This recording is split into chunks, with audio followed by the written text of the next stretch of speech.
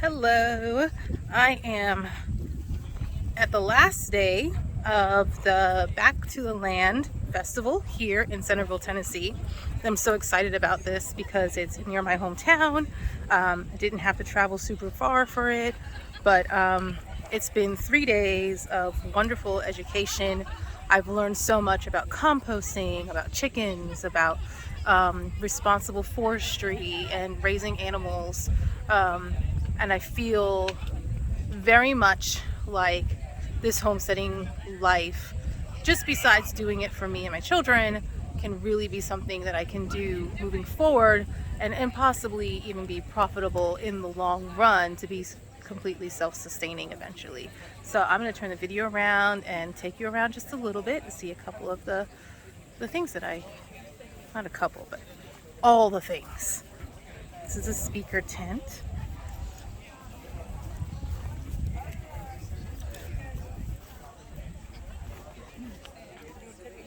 We had lots of boots, homemade soaps, and salves made with things from the garden.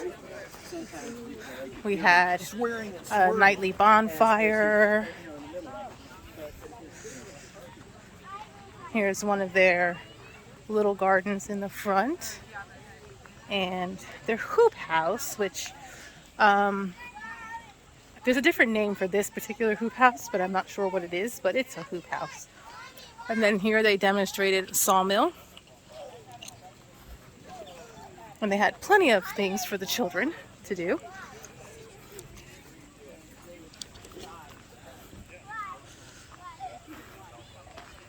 Back in there is the woods and the pond, and they have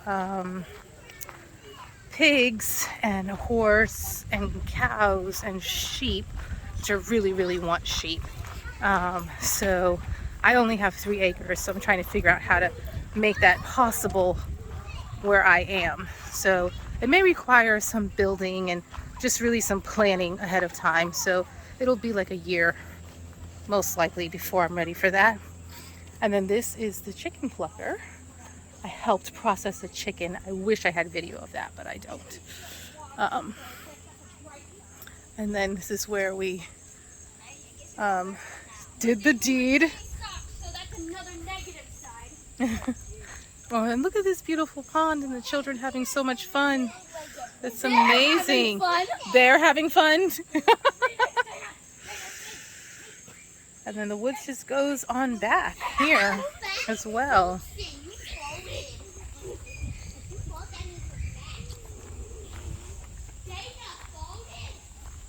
Just lots of natural space. It's just absolutely wonderful. What I love about this is that you kind of see everything in its rawness. A lot of times when you visit a commercial farm or something like that, everything looks so clean and put together. And this is not, it's not dirty. Don't get me wrong, it is very clean, but it's rugged. And that's kind of like what I want mine to be. I want it to be like the secret garden when you walked in and there's like overgrown weeds and flowers, but it's all beautiful because it's natural. And that's the thing that I really appreciate mostly about the location of the festival, is that it's raw. It's not manicured. It's not fake. There aren't hundreds of people working to make it look a certain way to give it a certain aesthetic. It just is what it is, and it's beautiful because of that. So thank you. I am going to see if I can get a couple of pictures with some people to put up at the end of this video, so that will be awesome. And I'll talk to you guys soon. Bye. So that scalder is hot, so if you touch that thing, it might scald you. Alright, so what I wanted to show you guys was these mushroom logs. This was a really fun project that we did. There's some leading up on this side, and there's a bunch over here. There's shiitake in the front, and then we had oyster mushrooms there. So we bought Spore from North Spore, which is a company, I'm not sure where they're located, but they're really good quality Spore. and inoculated the logs. We drill holes in the logs, and you have these little plungers that you can press the spore in.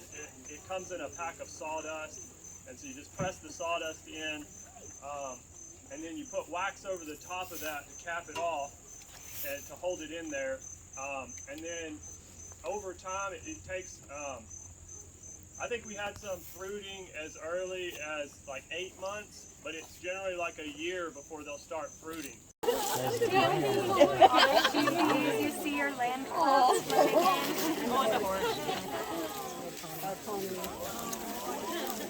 Well, Josie wants a horse.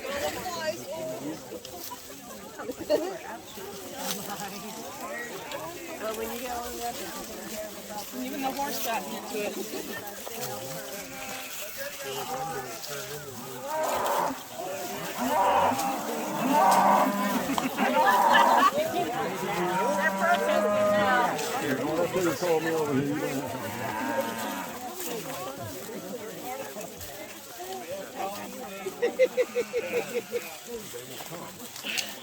When we got into regenerative farming, we started with chickens, and then we realized we really wanted cows.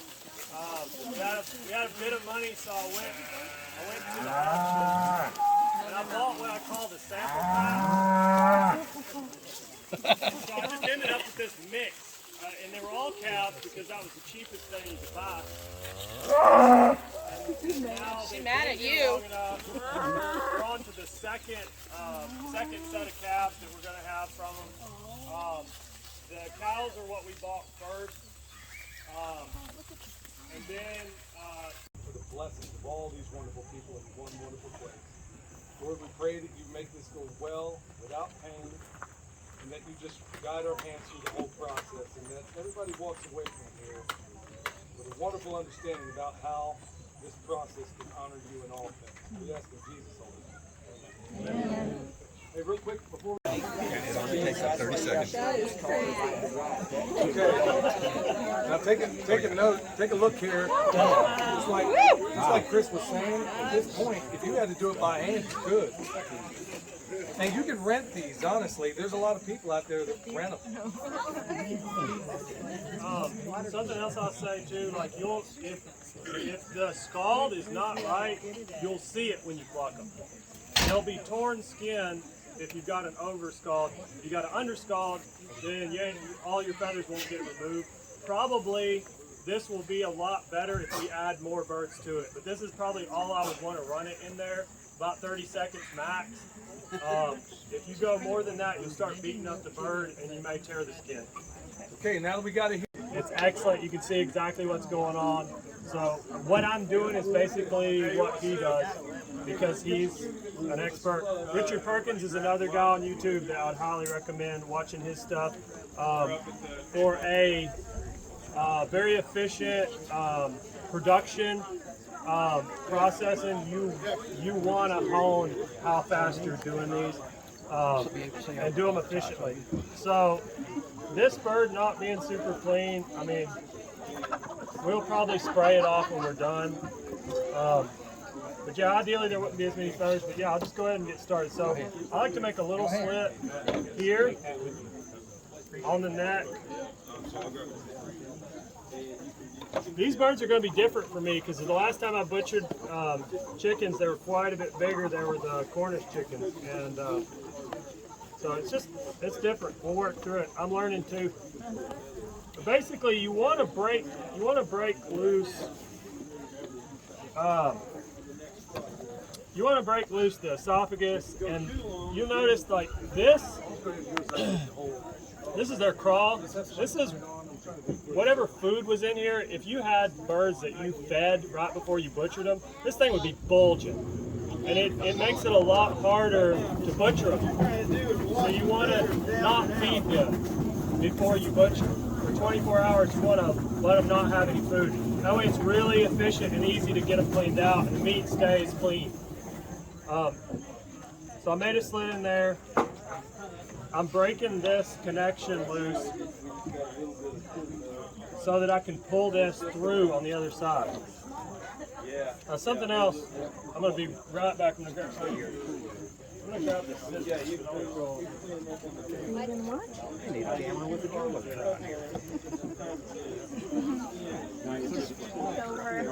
Yeah, these are some pretty bad boys. So you can take,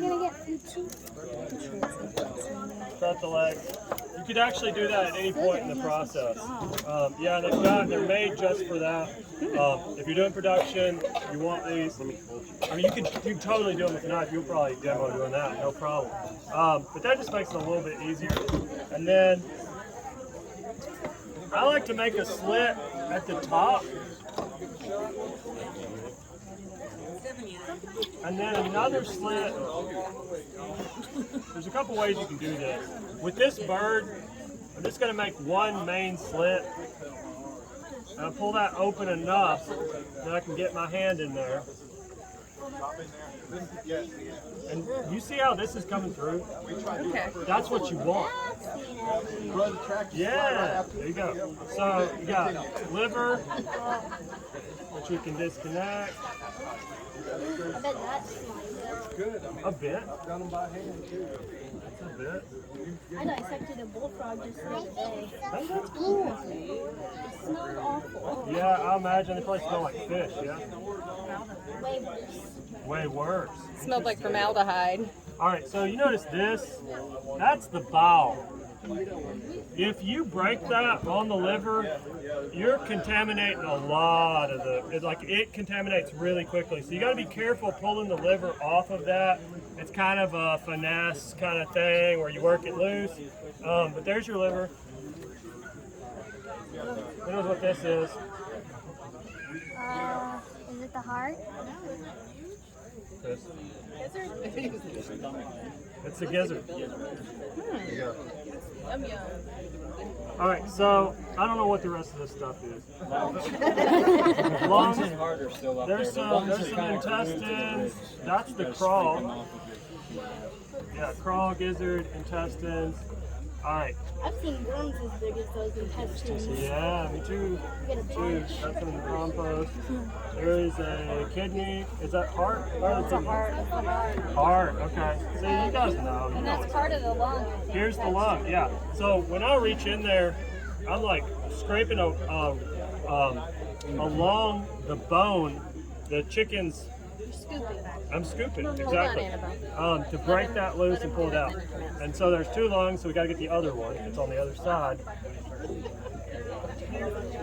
Here's the other one. All right, now you got this little bit here. There's a couple ways you could do this. If it was a bigger bird, we might do it a different way. I'm gonna cut down past the dent. This is a butcher's hold on a knife. We go this way. Making sure, so you got a lot of fat in here that you can save, which is really good.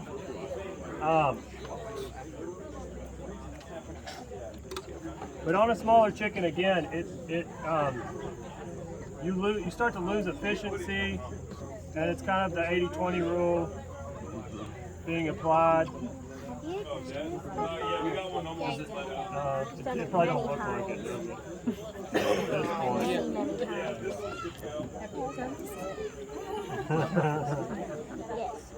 It's actually been a while since I've done it. So there we go. We took the vent out, and the chicken is pretty much clean. There's something left in there. You gotta Really stick to those ribs. You really kind of got to. You gotta work them out. So there's that. There's the remainder, and then I'm going to spray it out. So at this point, you've got a gutted chicken. Then what you'd want to do, take the spray nozzle, spray this thing down. We can go ahead and cut the neck off. We probably should have done that when we did the slit here. So I would have done that, or I would have done that when I made this slit if I had thought through that. So you can cut the neck here, and then if you don't want your neck on, you can just cut it off again, and you got your neck separated. I'm gonna knock the thigh out of the hip, like so. Listen. Sounds a little disgusting, right? So now I got a base I can work with. See a roller all over the place. Now the first thing I like to do, now that I got it sitting here, a bigger, I can usually William timed me. I think I can get through a whole bird in about a minute. No, it was 30 seconds. Well, it's technically 26 seconds. No, don't go fast. But you need a sharp knife to do this. It helps. So now the bird stopped walking on it. See? First thing I want to do is take off the breast. So you see this keel bone. So ride my knife. It's a good knife. You're going to learn a couple of things when you work with me. Small cuts, small mistakes. That's right. And if it weighs, it pays. That's right. So there you go. So all we're going to do is ride that.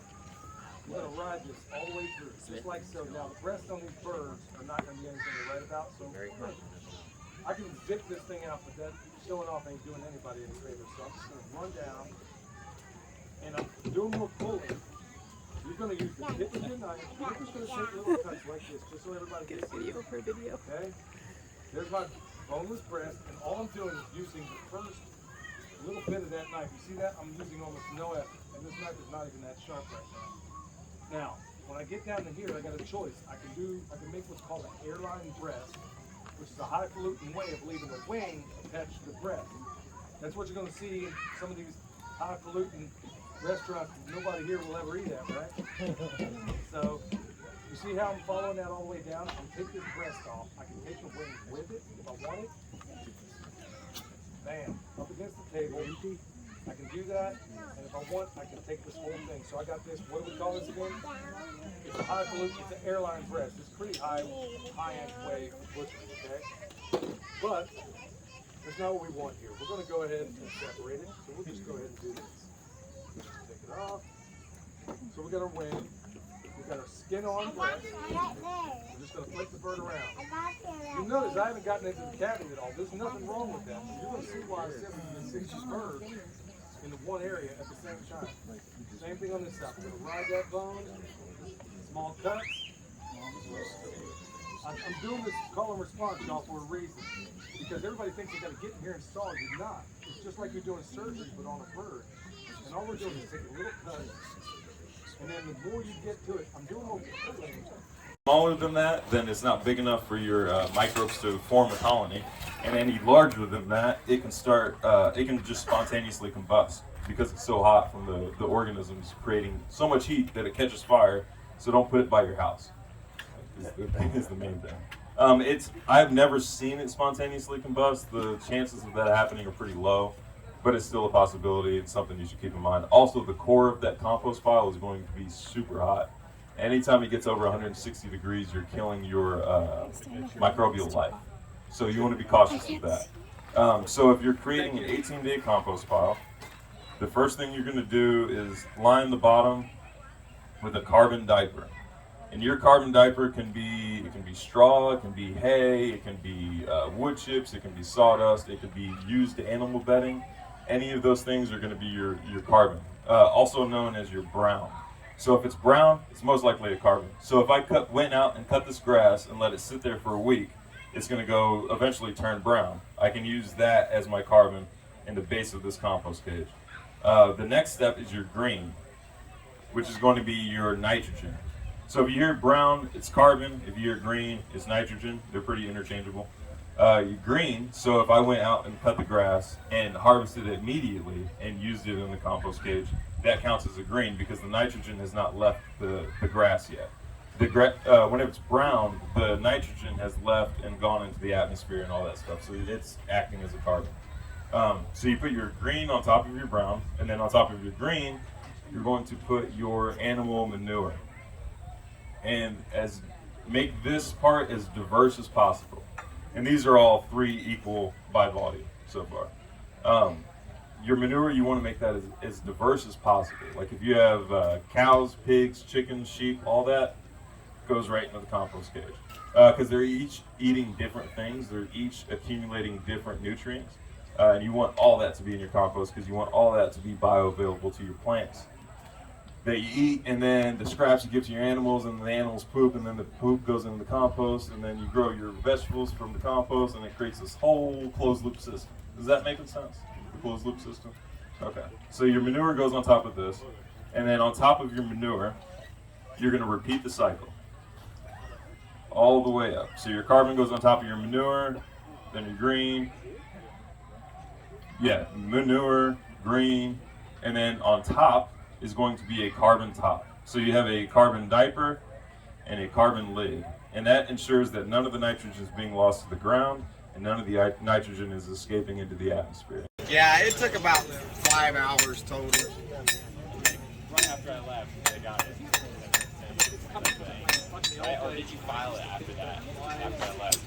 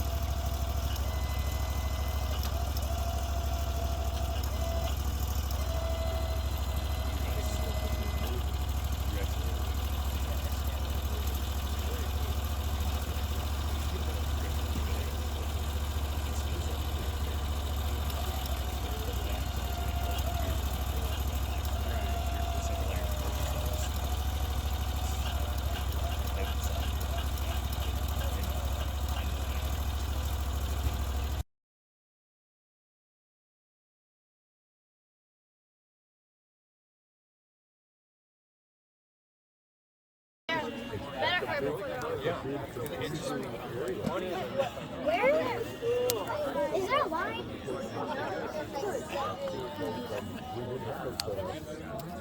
I need to stay over here. I got lost. I didn't see water. I got wet.